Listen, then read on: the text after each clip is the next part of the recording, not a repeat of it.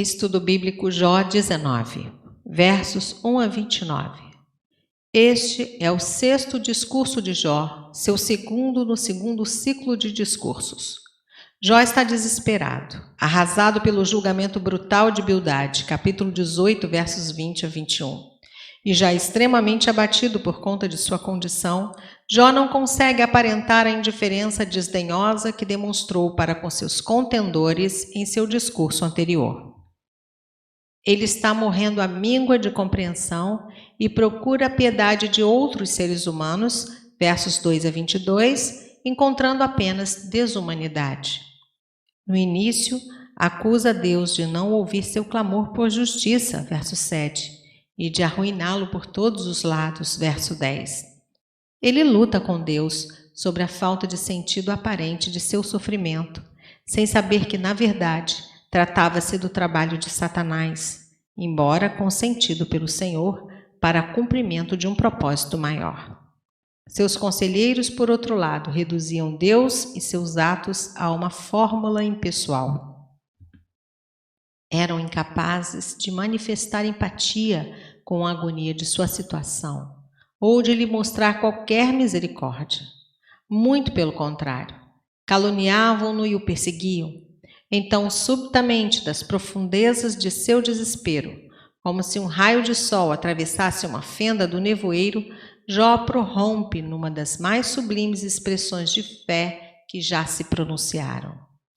Eu sei que o meu Redentor vive e por fim se levantará sobre a terra.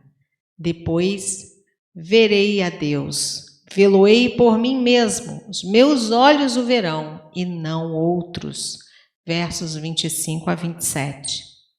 A despeito de todas as circunstâncias, Jó, cheio de coragem, reafirma sua inocência e profeticamente declara sua convicção de fé no Salvador, Jesus Cristo, Senhor.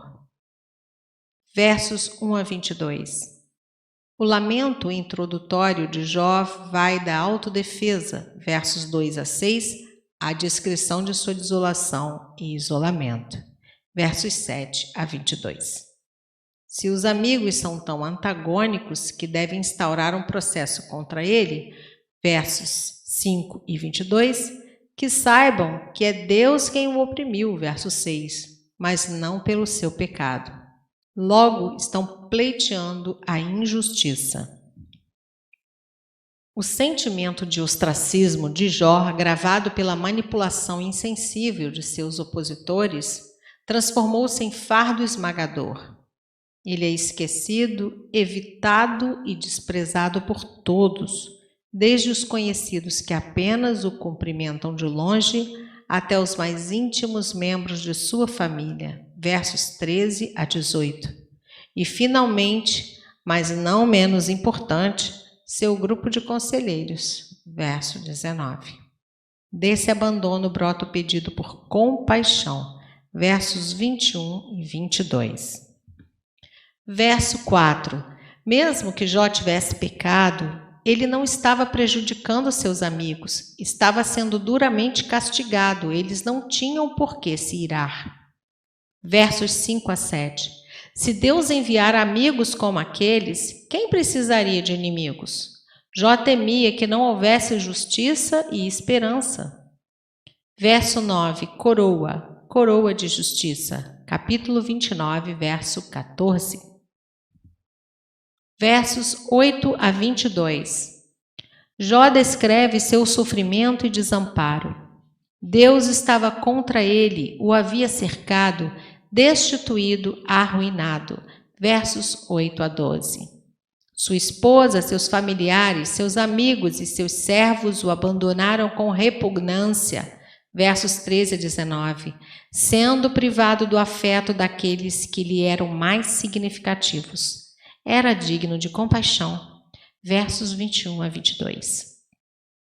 Verso 12. Prepararam contra mim o seu caminho. No mundo antigo, os exércitos conquistadores tinham grupos especializados em nivelar terrenos acidentados para que suas forças militares pudessem atacar.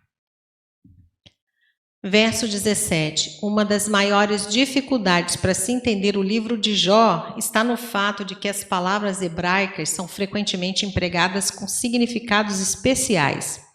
Como exemplo, veja-se algumas desse versículo. Intolerável do hebraico significa estranho, no árabe, abominável. Repugnante do hebraico significa gracioso, no árabe, repugnante. E mãe do hebraico significa útero, corpo, no árabe, tribo. Por 3 vezes seguidas se apela para a linguística comparada para entender as palavras antigas. Verso 18. Crianças. Crianças maltrapilhas ou ímpios, como em capítulo 16, verso 11. Verso 20. Salvei-me só com a pele dos meus dentes. Só suas gengivas escaparam à doença. Nesse sentido, alguns sugerem que seus dentes estivessem apodrecidos ou perdidos. Outros, por sua vez, remetem à fala a um ditado comum, referindo-se à ideia de que teria escapado da morte por um triz. Verso 21. Compadecei-vos. É disso que necessitava Jó. Mas não o atenderam, muito pelo contrário, acrescentaram-lhe miséria. A queixa de Jó e a falha de seus amigos estão sempre presentes. Versos 23 a 29.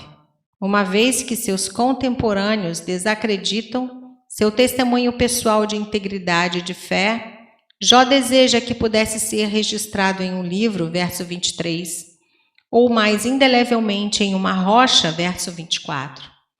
Seria lido e ouvido, e possivelmente um veredito mais delicado seria concedido por alguma geração futura. Pela inclusão da história de Jó nas Escrituras, esse desejo foi atendido além de sua imaginação. Marcos 14, verso 9. Não obstante, o que sua alma mais ansiava não era a vindicação humana, mas a divina. A visão do futuro era, portanto, apenas uma preliminar visão do céu. Nas profundezas de seu desespero de alma, sua fé atinge seu ápice quando Jó declara confiantemente que Deus era seu Redentor. O Senhor seria aquele que o defenderia no dia do julgamento. Verso 25. Eu sei que o meu Redentor vive. A esperança de um Redentor celestial, divino, que estivera fortalecendo a alma de Jó, capítulo 9, 33, e 16, versos 18 a 21, aqui se aperfeiçoa. A posição do Redentor, que do hebraico também significa libertador, protetor, defensor, garantidor, justificador ou vindicador, era a do parente mais achegado, Rute 2, verso 20. Era de sua responsabilidade restaurar a fortuna, a liberdade e o nome de seu parente quando se fizesse necessário, e de corrigir o mal que lhe fosse feito, especialmente vingar o derramamento de sangue inocente. Jó está confiante que, embora toda sua parentela terrestre o tenha desertado, versos 13 e 14, seu parente divino está preparado para reconhecê-lo e dar a última palavra em seu favor. Isaías 44, 6. O Redentor Celeste, ouvindo o grito do inocente, julgará seus difamadores, versos 28 e 29, e vingará o seu nome, capítulo 42, versos 7 a 17. Essa notável investida de fé no meio do debate serviu para quebrar a tensão de Jó, ainda que seu espírito não tivesse a capacidade de manter tão sublime nível. Versos 26 e 27. Não havia esperança para Jó nessa vida que continua considerando a morte iminente para o seu corpo desgastado, a ser rapidamente destruído pela enfermidade. Entretanto, tinha confiança de que após a morte, o seu Redentor o justificaria em glória de uma ressurreição física. Em minha carne, capítulo 14, versos 13 a 17, na qual desfrutaria de perfeita comunhão com ele. Definitivamente, Jó crê em um Redentor que o ama e por quem seu coração anseia. Aqui está o começo daquilo que a revelação progressiva finalmente enunciaria na doutrina da vinda de Cristo no final dos tempos, a ressurreição dos mortos e o juízo final. Toda a passagem é fortemente sugestiva da necessidade de um mediador, que é ao mesmo tempo Deus e homem. 1 Timóteo 2, versos 5 e 6. Jesus Cristo é o Redentor, e essa é a mensagem clara do Evangelho. Mateus 20, 28, Romanos 3, 24, Gálatas 3, 13, Efésios 1, 7, Hebreus 9, 12. Versos 28 e 29. Jó advertiu seus amigos de que a violência empregada contra ele e o mau julgamento que haviam feito dele poderiam lhes trazer punição. O vindicador de Jó será também juiz de seus acusadores. Capítulo 42, versos 7 a 9. Nota: esperança no desespero, versos 25 e 27. Jó possuía um amigo verdadeiro no meio de seus amigos cruéis. Jó desfrutava de um parente vivo no meio de uma família morta. Jó encerrava possessões no meio de sua pobreza. E Jó fruía de uma certeza no meio de tanta incerteza.